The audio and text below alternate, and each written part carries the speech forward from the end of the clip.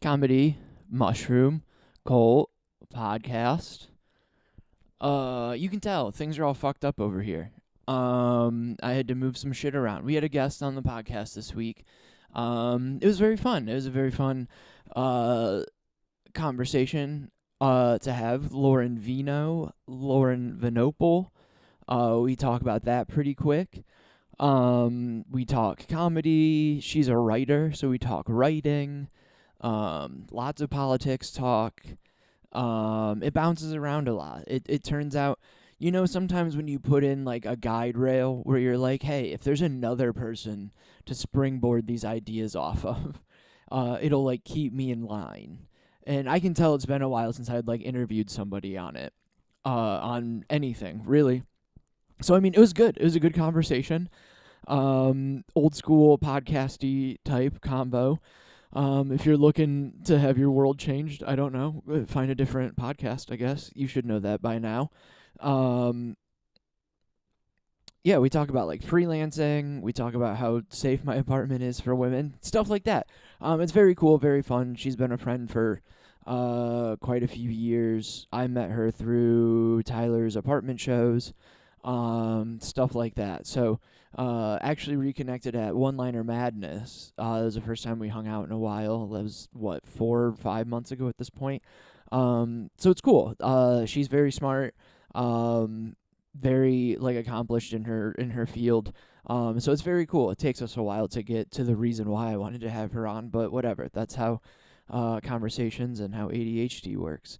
But no, just like a quick note, I'm gonna try to work on it. I'll do the fucking best that I can, but like the audio's not the greatest. We're messing with a fucking. I record it through my cell phone through like a little box.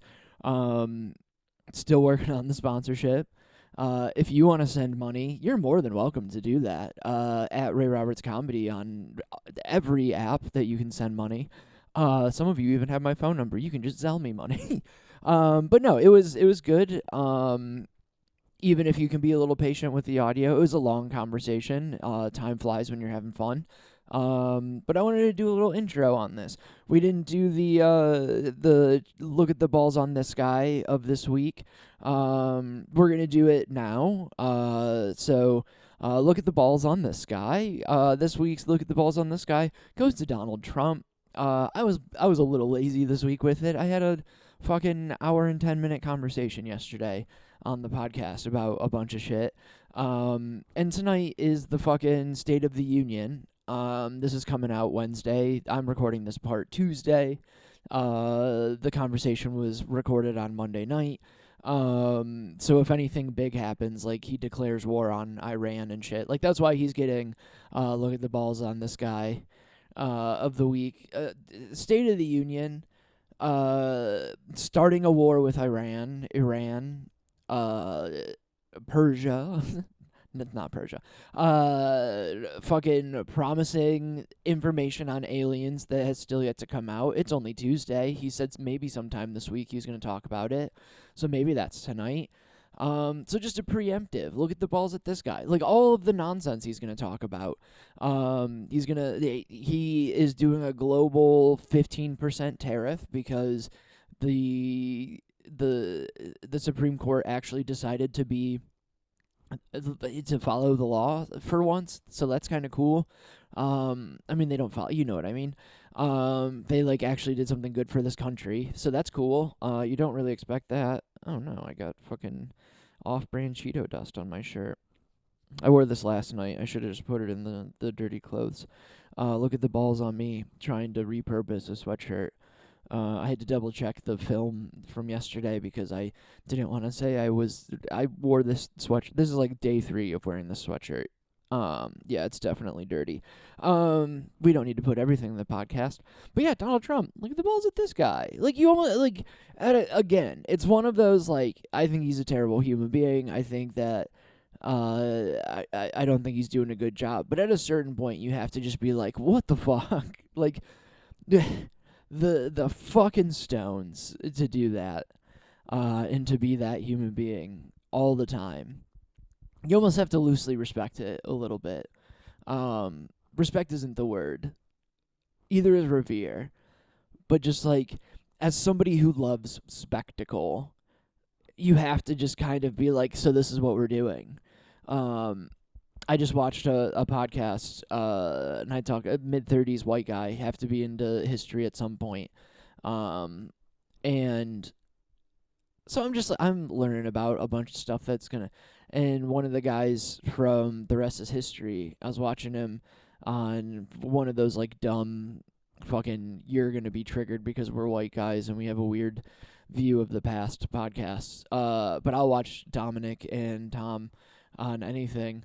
Um, because they're very smart. Even Dominic's like I think he's more center right, but like in more of like a societal way of like, hey, this is just human behavior. So like, let's quit pretending that people are better than they are.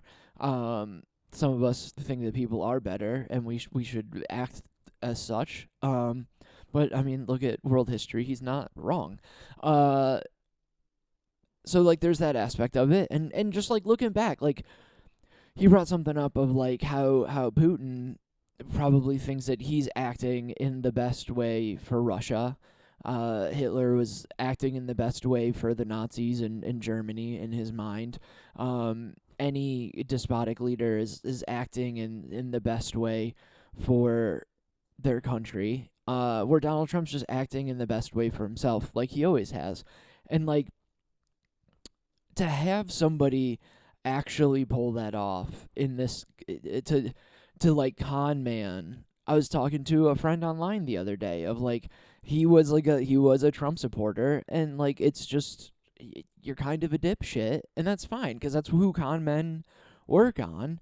And even this guy's like, nah, not anymore. Like, obviously not. And it's like, well, it would have been better if it didn't take until this point. But hey, like, what are we gonna do? Tell you to go fuck yourself? And you're instead of making the world better, we're just supposed to be like, nah, fuck you. You go sit in that corner. We're gonna do this without you, which is what caused it to happen in the first place. So it's like, hey, we need you on our team. We could use the bodies. But it's just kind of as as a fan of Audacity, it's impressive how committed to the bit he can be, despite having his name mentioned in the Epstein files more than God is in the fucking Bible. So I don't know. He's still doing the damn thing. So look at the balls on Donald Trump. We hate him. We wish he would be fuck Donald Trump, fuck ICE. But at a certain point, you have to be like, all right, well, fuck, you know. I guess good for him. He stuck it out. That was like the thing on the podcast I just watched. Is like everybody's got beliefs. It's how far will you go to uphold them? And he apparently will tank an entire country and put people into basically concentration. You know, like that's what he'll do to make sure that him and in the billionaire class stay rich. So I don't know. Shout out in a certain book. Shout out him, but also fuck him. Let's look at the balls at that guy. But no, what we'll do, we'll go straight into the interview conversation with Lauren, and hopefully I get it a little bit better than it was. If not, I don't know. You're getting what you paid for. But thanks again, at Ray Roberts Comedy on all of your social medias. I'm in Wisconsin this weekend, 2 days in Milwaukee, taking the train up on Thursday, judging Roast Battle at the Improv in Brookfield, and then doing Don't Tell Milwaukee in downtown Milwaukee. So that'll be a good time. Don't Tell's always a great time. I'm excited to see people, excited to talk some shit, excited to have a good time. At the end of the thing, if you stand it out, if you stick it out through the whole thing, I said I was waiting to get a call back. I didn't get it, so fuck those people. We're gonna be better about shit talking. But if you know, you know, and fuck those people. I mean, I've seen you on stage. I shouldn't be confused that you don't know what funny is. We'll leave it at that. But plausible deniability. We're getting better at it, guys. Okay. I mean, I love everybody if you can help me, but until I'll be nice to you until you just fervently just refuse to know what funny is. And I know that you don't know what it is, but it'd be nice if you were running something that's supposed to showcase what funny is, and then you just refuse to do it. But that's fine. Hey, we don't need them. Fuck them. They'll be in the same spot that they've always been while we're shining. So, thanks again. We'll talk to you guys later. Enjoy this conversation with Lauren Vino Vinopol. This is Lauren Vino. Hi. I should have do you go by your real name when you do things? Yeah, I mean, I started stand-up so long ago that, like, I think the separation felt more meaningful, and now it's just, like, it doesn't really matter. Honestly, I would go by, my real last name is Vinopol. Okay. And I would go by that if it didn't feel like I had been Vino for so long. And Vinopol shouldn't be hard to pronounce, but I think when you see Vino Pal next to each other, you want to pronounce it that way. So it's like the pronunciation usually gets butchered. And Vino's a family nickname, so it's like, just seems like so much to shift it, even though I'm a nobody, and just do like. There's like this chick that I found. I mean, I always feel whatever. It's a conversation. We can talk like normal humans. Yeah. There's a woman who seems to be like pretty like artist focused that like found me on Instagram, and like her whole thing I saw like a few weeks ago. She was like, anybody who doesn't have a stage name, you should get a stage name now. And I was like, well, fuck off, first of all. Yeah. But like, she's like more business aspect of it, so like she probably knows better. But also, it's like, it's almost like when I used to work in campaigns, and like my boss, like she was a woman / still is a woman, and she like, you put so much money into your name and like time into it that like I feel like if I would have made it like years ago, maybe, but like at this point it's like, why now I would just have to like go by a different name all of a sudden.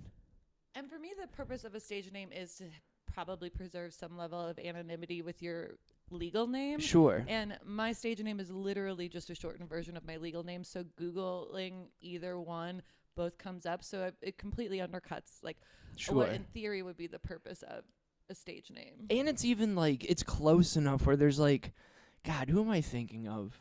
Like my buddy Nick Emeka, like his last name I forget what it is, and like my buddy Joe Briggs will like say I know for sure. Like I didn't know for 5 years that wasn't his real last name. Yeah.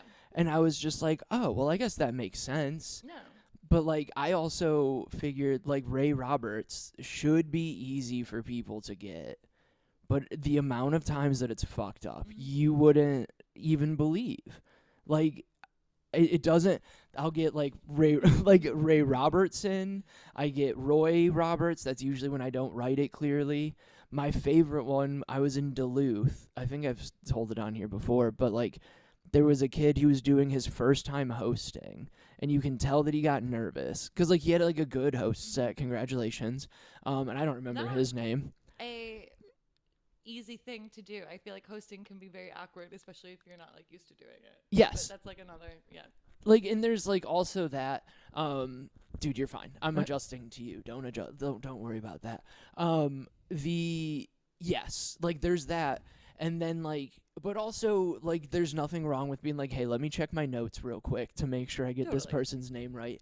And he goes, he like had a good set, whatever, great. Everybody was proud of him, and he goes, all right, now I'm going to be honest. I forgot this guy's full name, but I know for sure that his first name is Rob. So everybody give it up for Rob. And then I had to go up and be like, all right, well, first of all, like you were a quarter of the way there, but not even like, and it was just, and I mean, it helped. Did that get a laugh? Oh, yeah. That's what you know what I mean? It's like not an intentional setup, but it's not a setup. Well, and there's a place, like, there's a time and a place, and I mean, we've known each other for years now at this point, but like off and on, 2 ships passing, but what a stupid thing. But like like at a certain point, I would have just like went scorched earth on this kid. Just Okay. because I thought it would have been like fun Yeah. to be like, hey, fuck you. Of Like, course. which there's like a fun part of that, like a little bit of like a bullying put in there. But like now that I've like had to be like, I've had like Midwest nice drilled into my head. And like I was just like, hey, who gives a fuck? Like, here we go. Just like pointing it out is enough. Like, I didn't need to keep like rallying on the kid. Well, two things. I think that was probably if he had a good host set, I would guess that like that's probably the better instinct if the Yes. crowd is already on his side. Yes. Because they don't know shit about you, and you just seem like a mean guy. Yes. Because who gives a shit about his like white guy name? Yes. Not great for the brand. Yes. And then I mean, the brand. We've talked before. Like, it's not. No, If I ever thought about the I'm brand. sorry, the brand. Yes, I know what you're saying. I'm being sarcastic. The white guy brand. I gotta hold up for all the white men. But yes, and then I say this in defense of because this has happened to me, and it happened in a way that was actually like I kind of told on myself on accident beforehand. I was in the green room with Mike Stricker, funny suburbs guy, and I was hosting. This is a big Mike Stricker podcast. Yeah. Shout out to him. No, I always have fun. He's with the it. man. But it sounds sarcastic. But No, it is. It's. Don't worry. That's the entire thing. Everybody knows tone on this fucking I'm podcast. giggling over the inside baseball-iness of it all. But anyways, I had just said in the green room about how one of the more surprisingly awkward things I find about hosting is there's something about saying names, even the ones that are easy to pronounce, even the ones that aren't like that you're not going to short circuit because you didn't ask about how to pronounce them beforehand. But even just like the whitest name, I feel like there's something about saying someone's name in front of a crowd that makes me feel like I'm reading in front of a class as a kid, where there's just this like pressure. I don't know, and it could be unique to me because I am an anxious broad. Where do you breathe? Yeah. Like, yes. And I just said that to him in the green room, and then I did that to him, and he has the easiest name, and it was a packed crowd. It was a CG's Comedy Club. Again, shout out to but I was just like Not a big CG's podcast. but I was just I kind of did what that guy did, and I was like, I know his name. I was like, Matt, and and you'll never forget his name again. I have a name thing. I don't think I'm good at it, but I've also done that like as years and years ago with an ethnic name, and that's a way worse look. Again, bad for the brand. Bad for the brand. Shout out Ricardo Angulo. Never forget his name. David James Spolaris. That's another one. We're just calling out random Chicago names. But David James Spolaris. A name theme podcast. There's a lot of like, I mean, obviously comedy does come up, but I haven't done like a good like comedy, like just random name drop sesh in a minute. Yeah. But like I was hosting up at Skyline. I forget who the headliner was, but I remember David James Spolaris was the feature. And again, actually, fuck it, I don't care. His credits are like Chicago Fire and Chicago PD, because that's what great, whatever. Yeah. But he wants you to do all three names. I was like, could I just do David He's like, it's my IMDb's under David James. Fine, that's your name. The entire weekend, I was just trying not to fuck it up and go Mark David Chapman. I don't know why. It just like, or David James Spillner, because like I think that was James David like I think that was, or Brian Spillner, whatever. Doesn't matter. But like I nailed it all fucking weekend. And then like the last time, because it was like from Chicago PD, Chicago 911 or whatever the fuck, David James Polaris. And I was like, I hit it. Last one, I go, David James.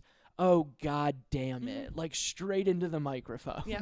And he comes up and he's just like, I'm David James, God damn it. And he like handled it like a champ. And I was just like, thanks, man. I'm never going to forget your name ever again. It feels so bad. It's the worst. Even when someone's cool about it, it does feel terrible. It's like your only job. It's an awful feeling. It's the one thing you're supposed to do. But like I get caught up in my dumb bullshit. I have ADHD, not to like blame it on that, but you're just like, okay, this joke to this joke, do the fucking comment cards. Hey, make sure you Mhm. tip everybody. Oh, also, there's some other knucklehead that's supposed to come up on Mhm. stage. When, like, I don't know, I understand that it's kind of selfish, but this is an improv. Like, it's my time on stage. I don't want to think about who's next. I want to think about me and what I'm doing. And at the end of the day, again, the audience experience is probably Sure. it is arguably the most important thing there, and I don't think anyone really gives a shit about that. Like, No. I don't think I've ever heard an audience member be like, that host was really funny, No. but they're terrible at names and it ruined the show for me. I mean, it's It's absurd. very unprofessional. They're so you can tell that they didn't double check their credits They before we hurt went on the stage. middle comics' feelings. Like, they don't care about that. But all that is to circle back to like the stage name Vino versus Vinople. One thing that does, like, I do get in my head about is like, I would just go back to Vinople. But I think that would put me in a position where I have to correct people. Yeah. And that just feels embarrassing out the gate. Like, what we do is embarrassing enough without having to be like, actually, Well, actually my name now. is this now. Yeah. And I'm like, who gives a shit? Call me Bob, whatever. Yeah. It's the amount of times where, like, because, like you said, the crowd experience, they don't give a fuck about who's saying what. Yeah. Like, the amount and it is, again, for the brand. Like, I'll go up and I'll, like, do my dumb shit, have, like, a really good set, and then they'll come up and they'll be like, I loved the joke that they're like, you told this joke, and I go, well, that was, like, the host. And they're like, no. Like, and I go, okay, well, that one was the headline. Like, I don't even have a joke anywhere near that. Yeah.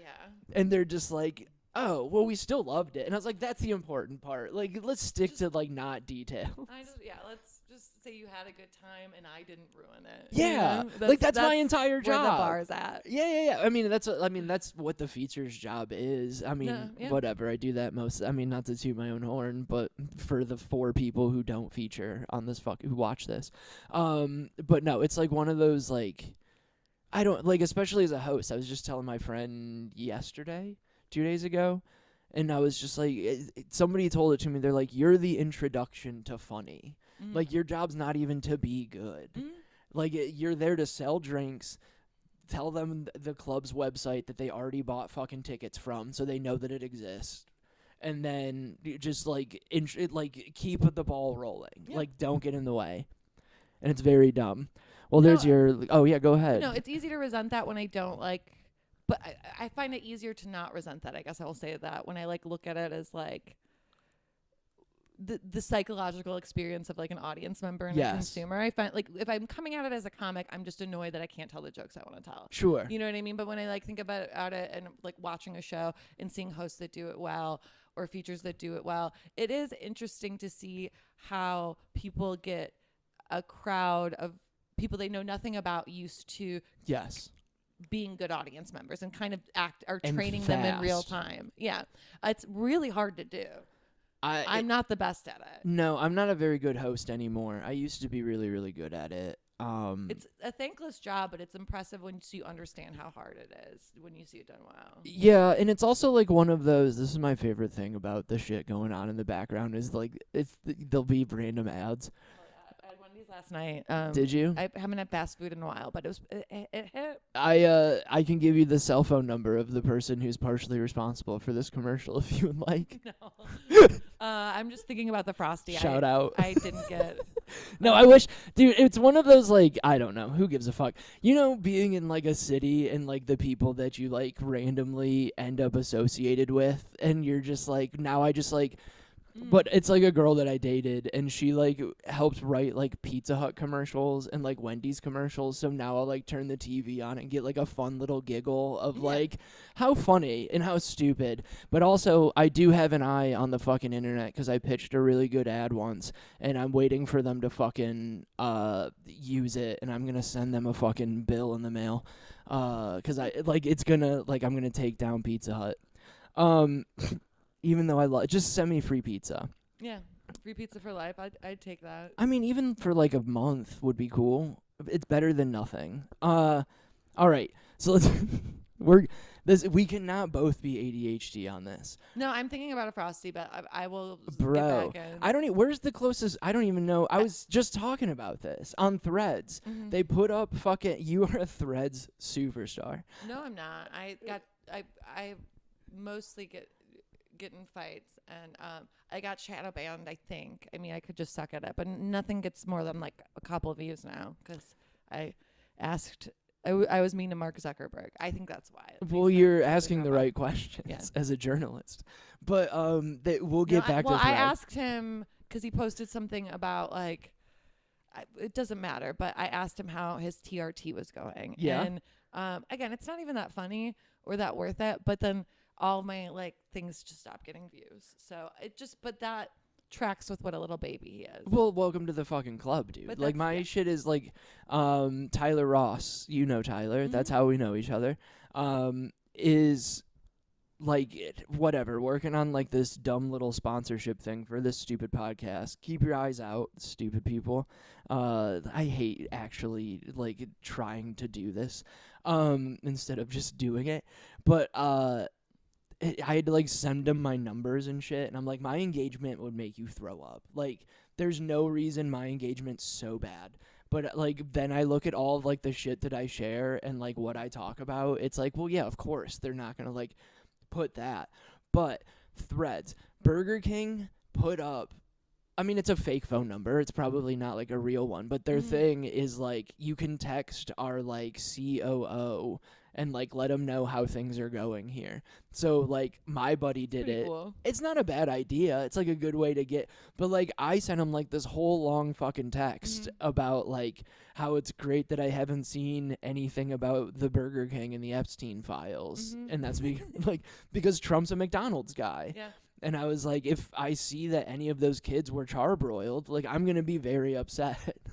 But that's what I'm using Threads for. Yeah. And so, like, I can't be mad. That's what I'm using the internet for. And, like, I can't be mad when, like, I use the internet like it's 2008 still when it's, like, 2026. I think we're all trying to get back to, at least I call it, like, the golden age of stupid internet, which is just that, like, I wouldn't call it BuzzFeed era, but it was around that. That wasn't what was good about it. That was an example of what was stupid about it, but where it was just, like, old Twitter, where we were all just being dumb as shit and no one was really self-conscious. And I don't think we had like that, like, I don't think they had trained our brains yet, like effectively, like lab rats to sort of respond to the like likes and dopamine. Like I think it was still kind of new and novel, and now we're all addicted and it's kind of just like heroin. And so it bums us all out. Yeah, I joined Twitter when you could text into it. And like Me too. You could just blindly text it in. That was a thing. And it was like 404 or something like that. Whatever the fucking phone number. And like when I tell people, like, because whatever, we run into like younger people. And like one of my best friends, she's like 27, 20, 26, 20, something like that. And like. Creep. No, I'm kidding. Sorry. It was right there. I don't mean it. She's just a friend. Legitimately, there's like, I told the story on the podcast. She came over and watched the second half of the Super Bowl and fucking passed out on my couch. And I was like, only man to have a woman come to his apartment after that halftime show. You're like taking selfies. You're like,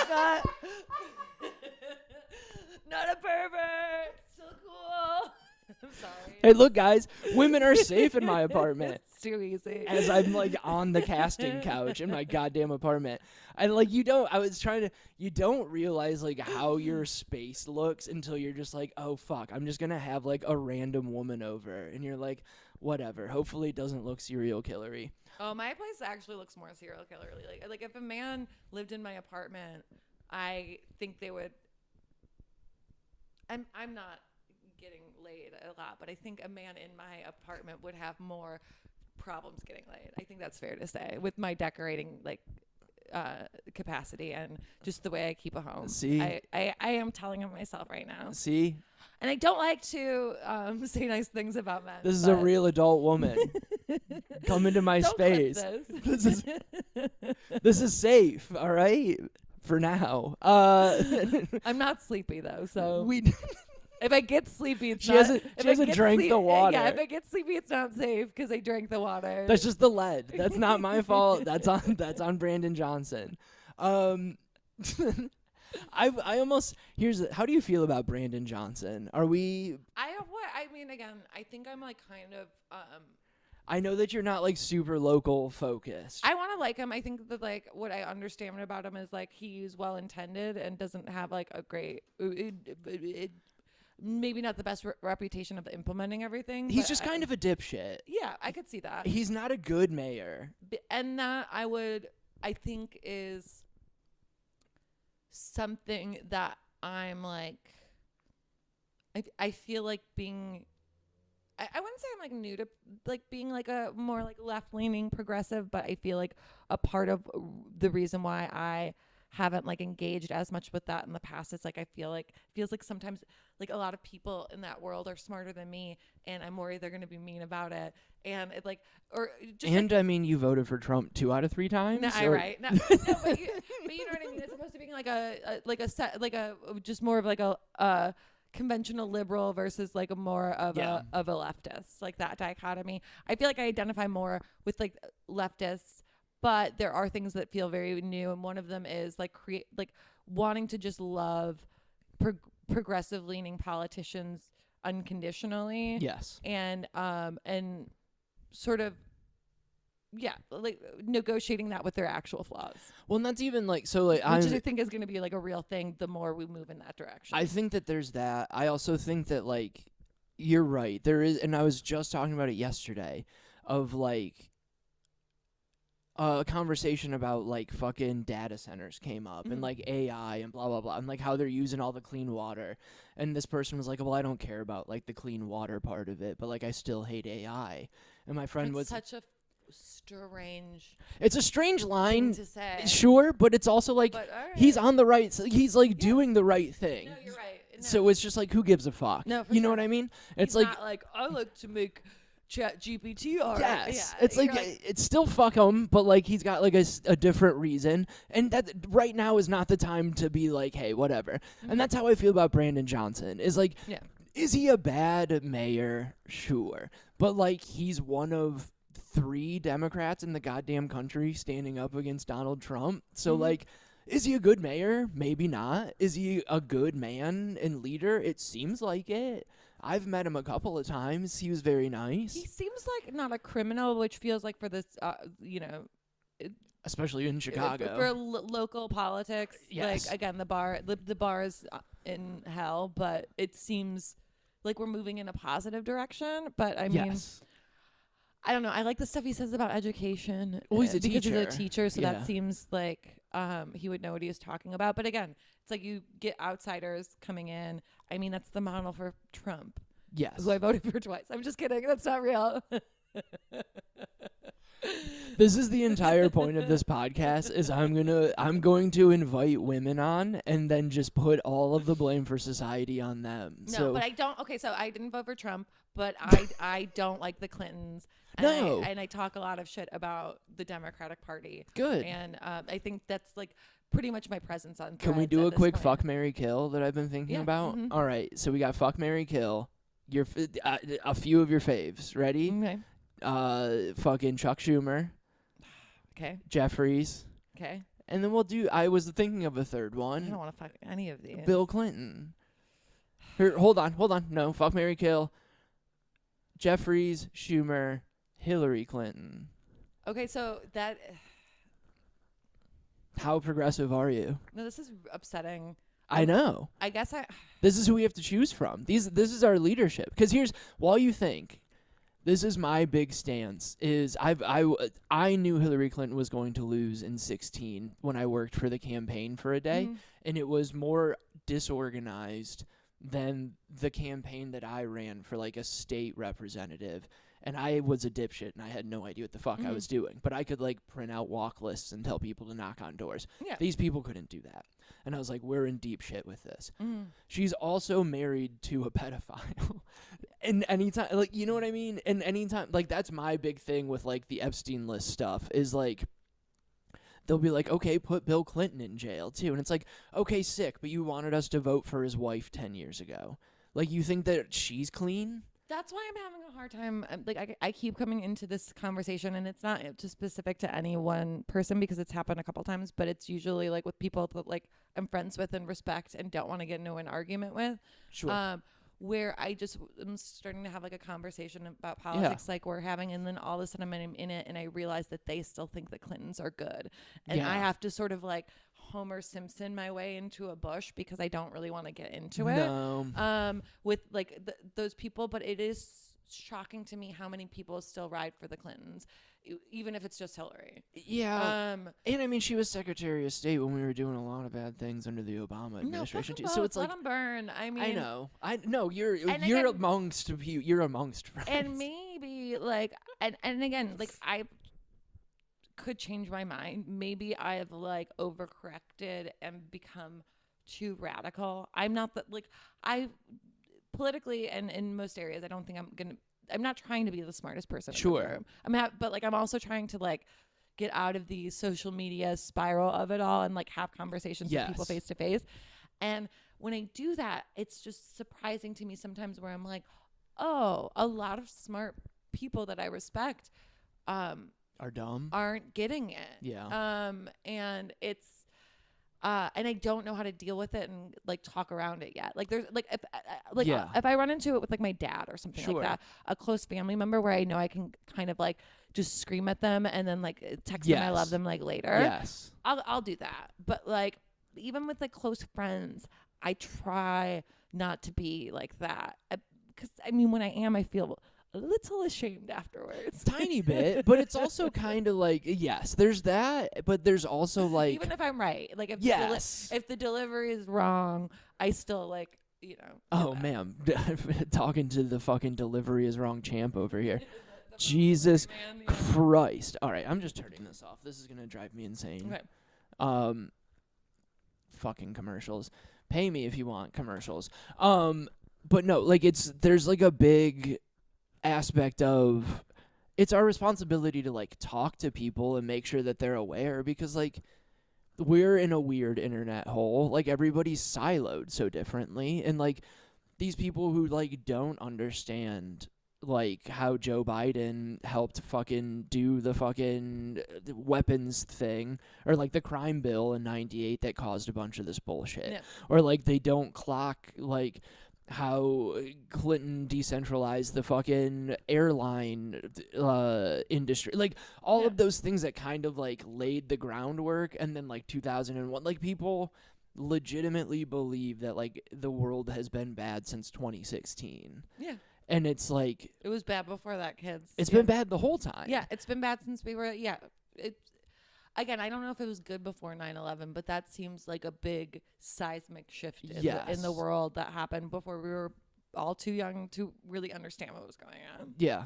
Where were you on 9/11? I was in history class. Oh. And Mrs. Haynes, and I like that teacher, and she was smart. And but we had there was like a science fire when all of that was happening. No. So we had to like evacuate the whole school because like there was like it wasn't a fire drill, it was an actual fire. So that with all the chaos going on, it was. I mean, again, nothing. It's not funny, but it was a little funny because we were just like a bunch of kids at Buffalo Grove. Like in Buffalo Grove, like the suburb of like Chicago, being like, "Are we next?" Which is just like so again like self-centered like Americanism for sure. You know? Mississippi's I was in science class, Mississippi's science class. The principal just comes over the fucking thing and is like, "Hey, something crazy happened. We need to turn the TV on." And they like turned it on. Like that's how she like. We definitely had the TVs on. Well, like they turn the TV on, and then you just see. And I hated my science teacher, and she fucking just started bawling. So instantly, as like I was in 6th grade, so like you're a terrible person, just mentally, and like I was just like, okay, whatever's happening, I'm a big fan of because fuck this lady. Like, and it made her sad. And then it like is fucked up, but there was something amusing as a kid to see your teacher break. Like not knowing the gravity of the situation now, but like seeing a teacher crack did feel like a victory at that age. And then like you're like kind of a sociopath developmentally. And like especially whatever, like obviously, I mean, men just like don't stop being boys at a certain, like, you're just like, I've always been cantankerous and Yeah. kind of like fuck the man kind of thing, you know what I mean? Yeah. So it's like, well, she's mad, like this must be kind of cool. Yeah. And then they were like, they didn't even think about letting us go home in fucking Perrysburg, Ohio, but like it was still that like, well, they're gonna I come think we for went home. schools. Yeah. Like they kept us in, like we had the TV on, like we watched the second plane go into the tower. We saw that. I remember we had them on, and I think we were still like all like kind of. I think maybe the teacher knew what was going on, but we were all kind of like, did a plane just accidentally hit? Yeah. And then the second one, it was like the grown-ups had to explain that Yeah. this isn't an accident. Yeah. You know. Have you been to any of the monuments or anything like that? So I lived in New York for better part of 8 years, and I nannied like right at like in Battery Park, so I had to walk through that every day. Oh, no shit. Which was crazy during like actual 9/11 anniversary. I had to get like escorted and stuff like that. Oh. But the family I worked for was like weirdly into it, and it was kind of creepy. I mean, again, the father of the family was a former firefighter. He had like Okay. changed careers, so he wasn't in it, but he helped like with cleanup and Sure. like knew people that were like died and Yeah. shit. So it was like, again, I mean, it's people cope in strange ways, but it definitely seemed like not a coincidence or whatever. Yeah. But it was, so I never but in all that time I never really went to the monument. I don't know if I would have anyways, but I just like I feel like being in the touristiness of it all so much kind of turned me off to it. There's that. But the thing, my favorite one, to not have like a favorite 9/11 site, was Flight 97. Mm-hmm. That monument, Tyler and I were doing like a road trip for shows and shit. And his fiance's family has like a cabin very close to like where 97 went down. And it's my favorite memorial because like it's this big elaborate, I was trying to tell a joke about it for forever because it's in the middle of nowhere. Mm-hmm. And like it's just like this crazy monument, and then it's just like a field because it was 25 years ago. So like there's not like fire marks or anything. It's just a field, and they're like over there, and it's just grass, and you're just, okay, cool, I have this overlook of just a field. But like the little joke I was trying to make is like it's in a perfect spot to like put like a Sheetz or like a Quick Trip like gas station because it's like in the middle of like two cities. Like, you know, some land developers mad that happened there because it's a perfect location because it's like right in between, like It's so funny. there's a gas station a block away that like gets all of the business, so you know that they would love to put something up there. But it's just like, okay, come look at this fucking field. And last time I was driving through there, I was like, all right, I know that there's nowhere to stop and take a piss. So I stopped at the fucking 9/11 memorial because I knew that it would be open. In the bathroom, not on the memorial. No, not on the memorial. Sorry. I was like, it's so I stupid. actually got to like go because we drove by it, and there's like a real crazy like they didn't die for abortion billboard that's like right up by it. Which is very funny. There's a lot going on over there. It's a spot. Like it's one of those, like it's one of my favorite places in the world. I don't know. It's obviously it's real heavy. That's really funny because I'm like imagining you being like on a date and someone being like, "What's your favorite place in the world?" And you have to be honest. Like you don't have a backup like more palatable like one to share. You're not gonna believe this. Just hope no one like asks It was a you beautiful sunny morning on September 11th, 2001. Just to make sure you make it clear that you didn't piss on the monument. No, I don't think you could. It was raining when I could have gotten away with it. It was raining. There wasn't very many people there. The New York one, I think I would, now that I'm saying it out loud, I think I'd appreciate it more like 10 years from now. Like when I'm like a little bit older and a little bit more like less. I mean, even now, I'm sure I'd appreciate it more than like when I lived there and had to commute there every day. Yeah. But even, further down the road, I think I will have. I mean, I think it's just starting to sink in now, especially with what's happening politically, just what all of that meant. And you continues saw that, to mean. Well, you saw like in the files, like they were like talking about it in like beforehand in like the Epstein files and shit. I've heard people talking about that, so I haven't read any of them directly. And honestly, I feel like I've been kind of like even just like the little bit from like aggregators and social media. I'm like, I don't think it's been good for me. I feel like it's definitely like messed with my head. And all that is to say, it's like obviously ruined people's lives. Like I'm not a victim here. Sure. But But we kind of all are. but it does seem, again, I'm not conspiratorial about the contents of what's in there, but the way in which it's being released feels like, oh, this feels like psychological warfare. There's that part of it. It's also, I mean, I talked about it a couple weeks ago of like, all the conspiracies are real though. Like, I've been, like, I like to keep track of like conspiracies because I like to know what crazy people are talking about. I think it's very interesting. I think it's fun. I also like politics. So it's like, okay, I know what like the news says. That's easy. I can just put it up on my fucking phone and see what the government wants me to know today. What are the psychos saying that this is about? Like, I haven't done it yet, but like every year I love watching what like the satanic like things that the ceremonies they're doing during like the halftime show of like the Super Bowl. I love those videos because it's like, oh, the people actually believe this, and there's like production value in this. Where I haven't done it yet this year, but like the Epstein list, like I've known about it since before like 2016, like for a while, and you're just like, okay, sick. So like this was real, and they said it wasn't real. Like 9/11 is attached to this somehow, and I haven't read through them. I try, you know what I mean, where you're just kind of like, No, I like, want to be informed. I think it's important that there are people that are doing that, because otherwise, like, we'd be like even further in this like what's real, what's fake stuff. But I just it freaks me out the way that they've been released, and I can't totally put my finger on why. Even with all the like surveillance and Planeteers stuff, like the fact that it's like putting us all in our phones and on our screens more, I'm a little tinfoil hatty about too. Like that doesn't seem like a coincidence. But all that is to say is I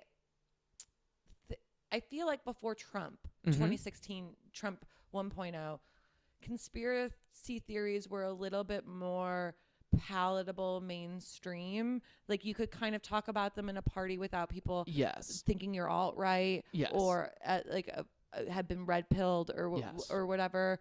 Even 9/11 conspiracies, I feel like the 9/11 like conspiracy documentary, I think it may have been on Netflix. Loose Change was out there forever. Yeah, that's the one.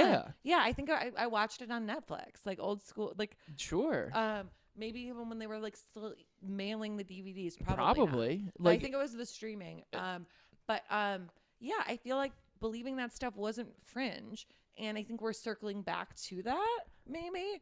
A little bit, And again, a meta conspiracy theory about conspiracy theories is that like, I wonder if like, again, it feels like Steve Bannon coded like, but I wonder if it was intentional to make conspiracy theories as fringe and insane as they are, to sort of undermine people calling out truth. Well, that's, I mean, if we want to do a deep dive on like the history of conspiracy theories, that's kind of what it is. I mean, like the conspiracy theory wasn't even like really a term until like JFK is like the first one where they were like conspiracy theorists. Like they like put like this big like question mark on like calling people kooks who like question the Warren Commission and shit like that.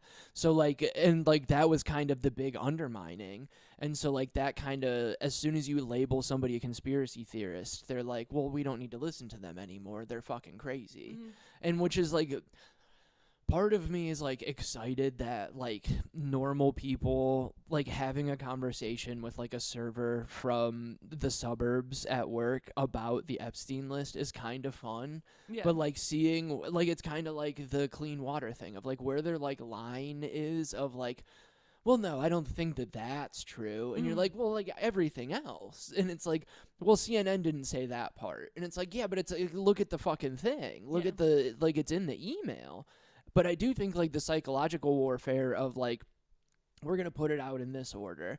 And like there was like the last time that they did like a drop or whatever, you couldn't open up fucking Threads or anything without seeing like pictures of like little girls on men's laps. And you're just like, I don't want, like, this isn't what I want to see. No, again, we've gotten so far from old Twitter, but yeah, no, it's messed up, and it feels like obviously better than all of that stuff existing in secrecy. Yes. But again, I don't know. I forgot what I was going to say about something that we were talking about, but it'll come back up to me. Anyways. Welcome to the ADHD podcast. I'm Ray Yeah. Roberts. This is Lauren. I'm buffering. Vinople. AKA Lauren Vino. Jeffries, Schumer, Clinton. We'll come back to that. So, okay. I have a nuanced, I will get the one out of the way that I'm not thrilled about, but it just by default, I will fuck Hakeem Jeffries. Jim Jeffries is a comedian. Hakeem Jeffries, I don't really want to. To be fair, I kept saying Jeffries because I was getting the two of them mixed up too. So I was like, I'm doing it. I'm just saying Jeffries. I think I'm going to blame you. I think you did it first. I didn't say it, I don't think. Doesn't matter. I might have. Who started it? I think you started it via text message. But again, I'm throwing you under the bus right now. I'm gonna fuck the guy whose name I got wrong because sounds actually that's about like brand. I would that's do. a brand. For the brand. No, and I don't love him. He has gotten some like defenders like from progressive Congress people. I don't really know why. There might be more going on there. He's also probably the most physically viable out of the three. He has that like sweaty sheen that makes me think he's like dipping into the Trump administration like pharmaceutical bin. Interesting. But that is again not a take I've seen strongly represented by other people. That's just a me thing. But yeah, that oily like sweating but not sweating gives some sort of pharmaceutical, but whatever. I'll see when I have sex with them. There you go. I'll check the medicine cabinet. I'm gonna kill Chuck Schumer because I hate him. He's already so close to dying, though. I know, but it'll be easy though. I'm not trying to murder for like sport. Okay. I mean, yeah, no, that's true. It'd be weird if I was trying to murder for sport. I want it to be easy, and I just think he's way more evil than we realize. What about his like niece or whatever? You're not a big Amy Schumer fan? Oh, I mean, this is another side quest. Amy Schumer, I'll show you the DMs. Online bullied me years ago. No way. Which is kind of a flex in a weird way. That is kind of cool. And it was when her and her now ex-husband, she had a special. I was working for a dad website. It sounds made up. I was working for a website called Fatherly. It was one of my first like staff writing jobs. And I wasn't even writing about comedy or entertainment. I was like a health and science writer, but we had our like weekly pitch meeting. Sure. And it was Autism Awareness Month. Cool. And I had just watched her special, and she had done all these autism jokes about her husband. And they were like, we need more autism content. This is how media works. We need more autism content. Yeah. So this is like my meeting. And I was like, well, I just watched this special. And it was a lot better than her actual special because it was like more personal. And her special before that, I think it was like the red leather fucking bullshit. But it got big Amy Schumer fan on this podcast. Yeah. I've seen them all, you know. I mean, it's all her comedy's garbage, but but that all Sorry, but I was being positive. I was wearing my little media hat and I was like coming at it from a positive direction of being like her last special was like panned because she like got accused of stealing a Patrice O'Neill joke. Sure. I mean, she got panned for sucking, but she also got accused of stealing a specific Patrice O'Neill joke, which is a street joke. Sure. Which I remember this argument. The Houdini joke. Yes. I mean, I don't remember the joke. And she just didn't do anything like interesting with Smart. it. You know what I mean? Oh, I thought, yeah. So what I was writing about was that her new special was much better because she was being more personal and wasn't doing these like surface level street jokes. And Sure. they used that phrase. And everything else was positive. That seems even kind of positive, though. Well, here's the thing. I was like, and I was working a ton then. I was like doing sets. So I had like a nightmare day. I had like worked all day. I was working on a thing for this like writing group I was in. Yeah. And then I had done a garbage like show. And so I was just like, it's very difficult to support other women in comedy. That's all you have to no, well, you just need so much energy. No, I'm setting up the heartbreak here. And this is a good story. So I'm exhausted. Yeah. I am eating at a diner in New York like you do when you live there, and I'm like waiting for my phone to die as I Sure. like write. And as I'm like leaving, as my phone's about to die, I see that Amy Schumer has watched my Instagram stories. Uh-oh. And I'm thinking she saw the article, and I'm thinking I wrote a positive article. Yeah. And I'm thinking I'm such a hardworking little writer comic. Yeah. This is finally going to be my big break. She's going to ask me to open for her. Da da da da. Yeah. My phone dies. I take the train back to Bushwick from Manhattan, plug my phone in. This whole time Sure. you know what I mean? Freaking out. I've made it now. Yes. I can afford to live alone in New Yes. York. I have a nice life. I'm maybe on TV. Yes. And then my phone turns back on, and it's just all like mess. I can pull it up for you. Like I've never like posted about it on social media or whatever. I don't really give a shit now. But at the time it would have felt like icky and like lame to put. Well, whatever. But I was really upset by it. It was just like she like was like, what kind of woman does this? And she had read other art like things I had written. Like I had written something about Adam Sandler, and she's like, oh, you like Adam Sandler's, but you're like, she was basically calling me a misogynist. Then she went on my Twitter, screenshotted some of my jokes, and then was like, oh, I see what kind of. So she was like multi-platform bullying. That's crazy. And I knew she was pregnant at the time, so I was like, maybe I caught her on like I was really upset by this because I was pretty new to writing, to like journalism. I was pretty green, and I was taking comedy arguably more seriously at the time too, and it just I was so upset by it. I didn't respond to her at all. I still haven't. This would be a fun time to do. Like just like, hey, what's up? I would just heart all of them in a row. You know that shit that's going on in New York now, right? Like where some woman got like a club owner was like, hey, you know how to get more spots, right? And was like basically saying that she had to like blow them to get more spots. So then this woman texted a couple of like the managers there that are also comics. One of them was like, hey, sorry, like that happened. Wasn't like helpful, but like still did at least the platitude. The other one in writing, you'll know him. I'll say it off. I don't want to get involved in it. But like, we'll see. Like he goes, which obviously don't assault women, whatever. We're anti-assaulting women. I have a nice apartment. Very welcoming. But he put call back. I'm a professional. God damn it. But like he put in writing, like the other one was like, why are you dragging me into this shit? Like I want nothing to do with this. In text message.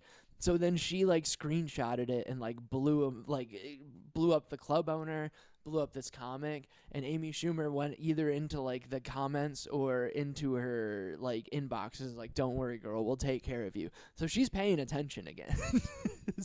I mean, maybe I'll poke the bear, but that's not a size joke. That's just the phrase. She's on Ozempic now. Okay, I could take her. I'm very sometimes writer for Men's Health magazine over here. No, I mean she accused me of being I'm never beating the misogynist allegations, I guess. But okay, so no. See how terrible women are. I was very like, so she hurt my feelings. I was really upset about it for a couple of days. I went back to my job and told them about this, and they were like, you should write about it. You should respond to her. And I was like, fuck all of you. I'm not writing about actually comedy be famous ever again. Yeah. And I mean, I just would have felt like that's where it's icky. I think that's where the line is. I don't think it would have gotten me anywhere. I think it would have really like made me more upset and like got like, and I also the guys I was working for didn't even copy edit the article correctly, where it's like the sentiment I was communicating I was standing by, but I didn't have editors having my back in that situation where I was like, you guys couldn't even make sure there wasn't a goddamn typo in here. And it's like fatherly. Like yeah. It was just fatherly takes down fucking Amy Schumer. No, it goes to show you how like desperate like small media companies are for like traffic and clicks and stuff like that. So they were just trying to parlay it into something else, which is like whatever. It was a good professional experience in the sense of like it like taught me how to like say no to people that like wanted me to write about something I didn't want to write about, which I had to do at that job, you know. I mean, it took us almost an hour to get here. We could wrap this up soon. Go ahead. Sorry. Kills. Sorry. Kill Chuck Schumer, and I'm gonna marry Hillary Clinton to beat the misogyny allegations. Okay, there you go. So again, call back. Lesbians can be misogynist as well. Of course. Honestly, I'm doing it for evil. I didn't even flinch at the you calling her a lesbian. You're in a marriage with a woman. Oh yeah, no, I thought you just were saying that spiritually she's a lesbian. No. Like I could see that. But yeah, that is what a lesbian is. You're right. You are correct. But so no, my reason for marrying her are evil. Is evil. I think that she could teach me how to be evil. Yeah, and there's that seems like it would be useful. Yeah, a girl boss who's not afraid to murder is kind of important. Yeah, and I can pick and choose like what I like. I can take what I need and leave the rest, as a yoga instructor on YouTube says. Bro, it's Yoga with Adrian. Shout out. Yoga with Adrian gets too many shout outs on this podcast. Actually, I don't think it's Yoga with Adrian. I think that might be. It's Yoga with I think Adrian. that might She be does it too. Yeah, it could be I was gonna say it could be TikTok Tarot, which I think it's all of them. It's one that I use it all the time with like I learned it from fucking Ram Dass. It was like obviously. Take what you need. It's a big spiritual shit of like, hey, if this sounds like woo woo, you're gonna pick up something. Right. But yes, so we were talking about writing. Yes. How we don't need to do this for another hour because I'm sure you have a life. We could also have conversations like normal people too. But like, how do you get into like freelance writing? It's a lot. So this is a good question. It's a lot like comedy, and I think like media's changed a lot since I got started. So there are like with that, but like I do think same principles apply, and it's a lot of sending. I think a lot of comics are better writers than a lot of writers. I will say that. Makes so sense. I do think that this is something comics should do. So I'm going to try to like put this in, but it's. And to not stop you before you get started, so I don't interrupt you later, because I'm bad at that. Did you go to school for like journalism or? Technically, yes. I went to DePaul. And they don't have a journalism undergrad. It's kind of a scam in my opinion. Sure. They have a journalism 5-year master's program. Okay. Which I was going to do, and then I just like started doing comedy my last year, and I was like, there's no way I'm doing another year of school. Yeah. So I just got a communications degree with a concentration in journalism. Sure. But I took all the journalism focusy classes and like worked for a bunch of like professors that were also journalists. Sure. So it was like, but it was a weird time. I'm old. It was like I graduated 08. So it was Shout out class of 08. DePaul. So it was like during Perrysburg High School. During a time where there wasn't like much professional guidance in terms of like what was going to happen yet with the internet. Yeah. And then I was lucky enough to have, I'm going to name drop again. Do it. Because this is what we're doing. A comedian friend in New York who went to grad school for journalism who taught me like a lot of just like how to pitch and like that world, Natalie Schur, and she went to undergrad with me. And it was funny because when we started, she recognized me in open mics, and she's like, I remember you. Oh yeah. We had a history class together, and she's like, I remember your back. I have an upper back tattoo, and she's like, I remember like seeing that because I was like always wearing little shirts, and I was like, oh my god, I wore a backless shirt to class. That's so embarrassing. Early 2000s. Yeah, but I guess that's where my life was at. But anyways, she's very smart, great writer. But she kind of like walked me through that world, and so that was like I kind of got to sort of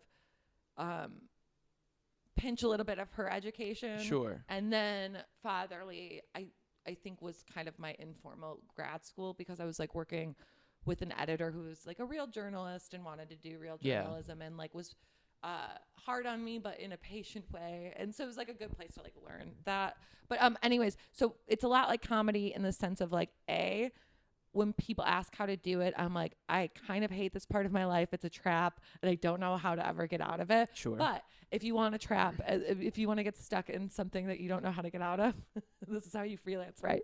No, it's a lot of sending emails into an abyss, and it's a volume game of like, I'm not going to hear back from, it's like a booking request. I'm not going to hear back from, I'm going to send 10 requests out to hear back from one kind of thing. But you learn as you go to like sort of how to pitch things of like you usually will write a headline and a description. Some of things are more detailed than others depending on what an editor is looking for. One big thing that I didn't think when I started is you don't want to submit fully written things. Even Makes if sense. you have an idea that you've written out, don't tell an editor because they are going to want to like feel like they're shaping it anyways. Yeah. But yeah, you like pitch a headline paragraph of like how you would execute it. Maybe have some people that you would reach out to interview if that's like the type of thing. But again, with comedians, you don't necessarily, I like to do a lot of reporting. I like to talk to experts and like be funny if it calls for it in between. I like writing, and that's probably because that's what I've started doing. Sure. Well, I guess I started doing like recaps and like pop culture-y shit, but the real journalism I started doing was more like interviewing like experts and studies, and it's what we would call expert-driven content in the biz. But I also wrote wrestling recaps. That was one of my first. Are you a wrestling fan? I haven't kept up with it, but I do like love it as a subculture. I am a fan of it. Like, I kind of fell out just because there's so much of it to keep up with. There's that. I'm not a big wrestling guy. I mean, I grew up during the Attitude Era, so like I know the big names, but they're all starting to die and shit now. So like that's kind of a bummer. But like, but also fascinating. Not it's the death fun. part, but like the whole. But again, the subculture of it all, and the legacies, and the families, and the addictions, and the seats. Yeah, it's all the stories. Like, and I mean, especially being in comedy, like that's like half of the male comics like wrestling. So like having some sort of like shorthand with it is very like, yeah, we can like exchange this info. That's how I got into it. Was like I had a job at like a random media company in New York. One of my like first paying jobs where we just had to like cut gifs of like live television show and write like funny captions. That's so fun. It was fun. And no one wanted to do wrestling. Sure. And I was like, I guess I did wrestling in Real Housewives, which was actually that's a great mix. Yeah, strangely the same thing. And it was very easy to volunteer for the wrestling because I had like a bunch of comic friends that I could just be like, hey, who's this guy? Is this guy like I didn't like little things of like I didn't started watching it and covering it during like a weird time in like WWE. This is for the nerds of like it was when CM Punk had left. Okay. And Chicago. The Shield had just broken up. Whoa. Roman Reigns, Seth Rollins, and who's the other one? I'm drawing up like, Dean Ambrose, the hot one. Duh. My first wrestling crush was Dean Ambrose until I realized that one of the commentators, Renee Young, was his girlfriend, now wife. And then this was very parasocial of me. I was like, I like her more. Yeah. Not in a sexual way, but I like want to be her friend. That makes sense. So I felt like guilty, but I only like Benny Blanco because I think me and Selena Gomez could be best friends. Okay, so I don't get him. I don't understand it. I think he's not good enough for you, girl. No, see, this is I think parasocial behavior is icky, except for when I do it. It's weird. Yeah. Except for when I do it. I was talking, Olivia Rodrigo's birthday was on Friday, and I love Olivia Rodrigo, and I have an Olivia Rodrigo shirt, and I wore it on stage to like a mic, and I was like, nobody else is celebrating a 23-year-old's birthday as a 35-year-old man. Like, there's no, like, I understand, and it's like completely like, I even said, I was like, it'd be like meeting like the president. You know what I mean? Like it wouldn't be like objectively she's a beautiful woman, but like I wouldn't be like, oh, you'd just be like, oh, I don't know. What am I going to talk to you about? Totally. Now I want you to meet Olivia Rodrigo just for. We'd be friends. Because she's nice. Olivia, if you're watching this, do the pod. Just do the pod. Just do it once. It's safe here. Sorry. Yeah, it's safe here. It's like too many callbacks. No, you can fall asleep on the couch. It won't be weird. I feel like we're laying it on too thick now. I might take pictures of Olivia Rodrigo falls asleep on my couch. Yeah, I think that's one or two. I wouldn't put them online. I would just send them to like the group chat. Yeah, hashtag no roofies. Yep. Sorry, too far. Too far. Not too far. But yeah, it's important. Yeah, not roof. You get it. Yeah, don't roofie people. No. But I've been roofied once. For sure, for legitimate. But anyways, so emails to females. Yeah, advice. So like, just because real quick, like Men's Health, Playboy, what are some other big ones? Like, those are two huge ones. Yeah, those are the places I'm writing most regularly now. I got some print stuff coming out for Men's Health, which I'm excited about in the next So, like, you couple know months. what you're doing is, like, the important thing. A real interviewer wouldn't just be like, hey, let's talk about conspiracies for an hour. Oh, by the way, you're, like, actually good at your job. What I wanted to talk to you No, about. but I mean, Setting this up. this is a good interview, and we're friends. But like no, but this, Coworkers. we're just Really? talking, we're just Coworkers. talking like we're dogs. But no, I think interviewing is interesting. Like if we're talking about how to interview people, I don't know necessarily how to do that in a comedic perspective, but and as a journalist, like sometimes being bad at like pretending you're bad at interviewing is useful. You like being kind of a dummy. Like I just finished up a piece that was like annoying, but I had to like send a couple emails that just made me sound like a complete fucking idiot just because I needed the quote of like asking kind of very basic questions that I like know the answer to. Yeah. But I'm like, I don't care if this like sociologist thinks I'm smart or not. I just need a quote that's like to validate an idea that I already had. I think that's a good skill though too of like, so like I was my friend Bronwyn, she's like very new to like comedy, and it'll be like, what should I send this person? Mm-hmm. And I'll just be like, just fucking send this. And it'll be like, is that too straightforward? It's like, you're not that's the question you want to ask. Mm-hmm. Like, ask the fucking question. You know what? Like, but like people are like, why do I want, like, this is an important person. And it's like, yeah, it's an important person, but also like you're a dipshit. Like they're used to like like you asking a question, like a very simple, straightforward question, is better than 99% of the shit that people send these fucking people all the time. No, and it's very like you don't ask, you don't get. But it's also, and I have the same thing. I think there's like a lot of socialized things probably with women too, of like where you like feel like asking for anything or doing anything is like being rude or like too pushy. And I have to remind myself that it's like no, because when someone doesn't respond or says no, like I'm not gonna be pushy. Like that's the pushy part, you know. Or like I lived with another comic, and I used to always now I'm still I can't not name drop now because we've been doing it. Do it. But Shalewa Sharp, very funny comedian in New York, and she we support women on this and podcast. She from Atlanta originally. But I remember telling her because there's like in New York especially there was always like these like Booker like cool girls that would hang around. There were a bunch of them. They all had the same glasses, cool glasses, no shade there. But like they all like and that they were all very, very intimidating. Okay. And I would like kind of short circuit around them. None of them were really mean, but they weren't just like very extroverted. Yeah. They weren't like necessarily going to go out of their way to engage with me. We know those people. But they weren't mean necessarily. They're just intimidating. Types, intimidating. Very sure of themselves. The right word. Yes. Yeah. And not going to go out of their way to make me comfortable. And I would get so anxious around them because I was like, I feel like even if I'm being nice to them, they're going to think I'm trying to get something out of them.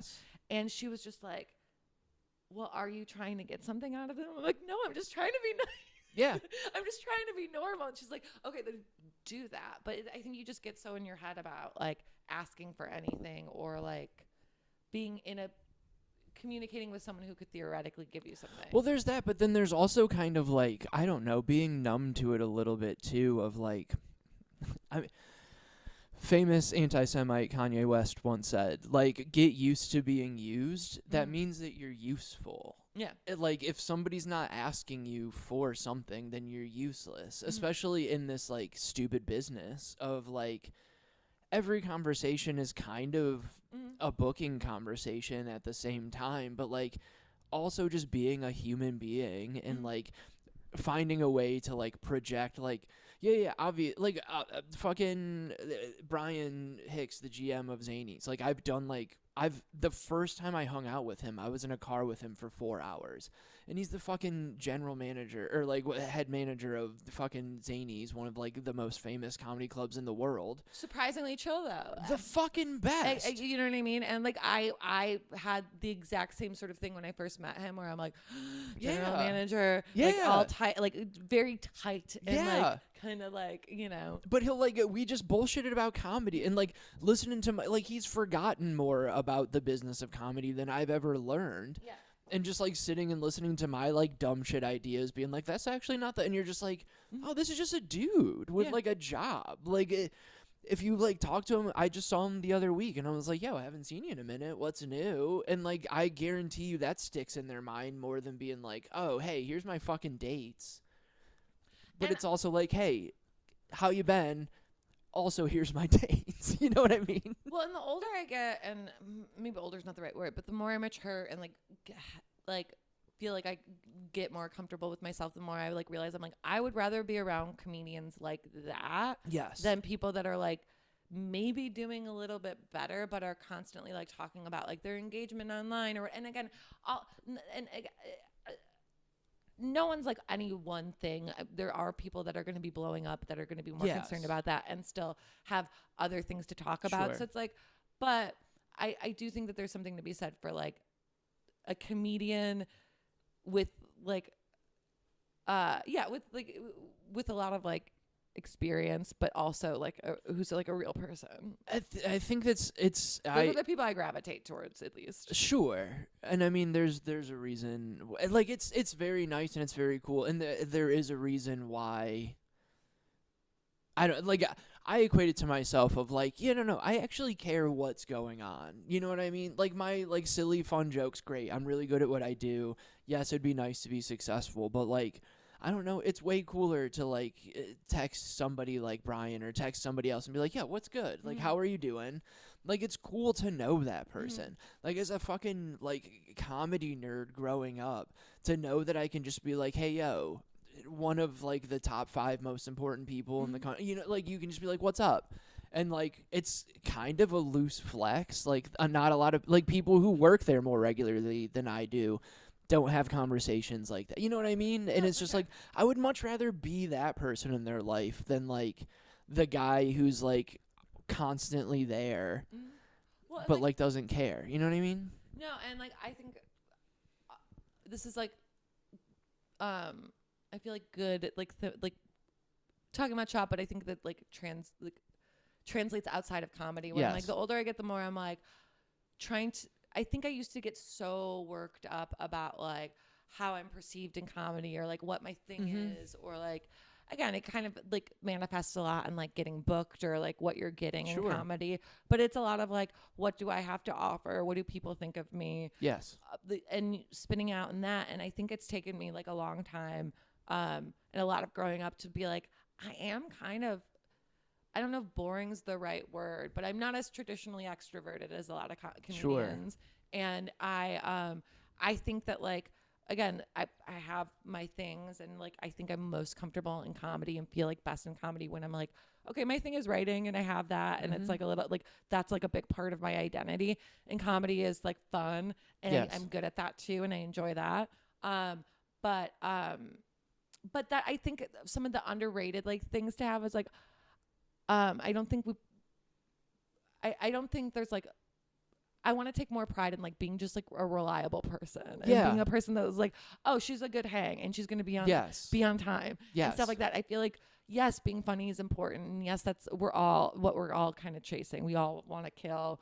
Like no one wants to come off feeling like I didn't bomb, but that wasn't what I wanted. You know what I mean? So obviously, like that's the main thing we're all like after, and being successful and having enough money to live comfortably from just doing that also would be huge. That'd be so cool.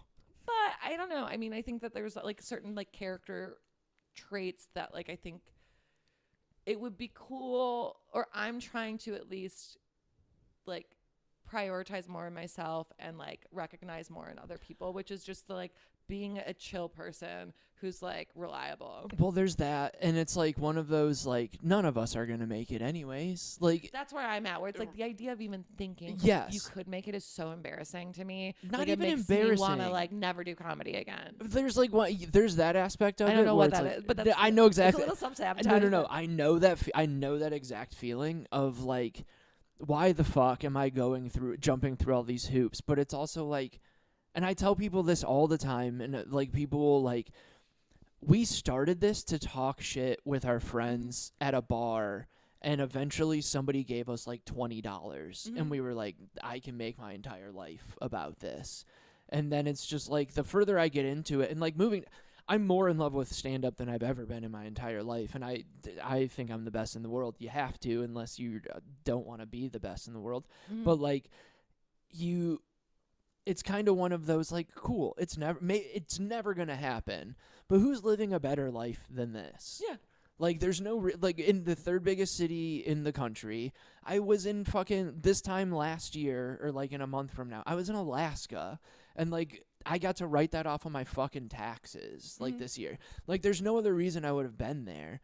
And it's just like, that's the important shit. It's so easy to get like, okay, well, this fucking gig, like, I'm waiting to hear back to see if I got through something, and I'm gonna be really pissed if I don't, because I fucking Mhm. murdered. But it's also one of those, like, I shouldn't care. Because, like, if they don't want it, fuck them. Like, Yeah. that's the best I can do. Everybody in the room that I respect liked it. Yeah, I controlled all the Respect. things I could. Yeah. Yes, I did everything. I was supposed to take it seriously. I took it seriously for once. If they don't want that, then they don't fucking want me. And that's perfectly fine. But then there's also that part of it, like, we also got into this because there's a giant hole of validation that we're trying to Mhm. fill too, where it's like, I just want someone to say yes. Yeah. So it's that weird, like, bouncing back and forth of it. No, and could ramble on and on about shop, but like I will say that like I do think that there's like comedians generally speaking, we're like all very sensitive to pattern recognition. Yes. So I think the other heartbreaking thing or frustrating thing that I have a really hard time dealing with is like not, I don't always like think I'm like the best in the room or the funniest person, but if I know when I do well, and I know when I do okay, and I know when I don't do well. I feel like I think that my read on that is very accurate. Yeah. So when I do medium and get rebooked right away, and if I crush and don't get rebooked for Yes. 6 months, it makes me insane. Like that's, and again, that's like so out of control, and that's so like like the business. But that's one of the things I think I like. Again, outside of comparing yourself to other people, why Sure. is that person getting that thing? Just with me, I want to be accountable for when I do well and when I don't well. Yes. And I want that to line up in a way that makes sense. And it almost never does in my experience. That's life. All right, we got to cut it off Yeah, at that's some the point. metaphor. Yeah. That's a good way to cut it off. All right, bye.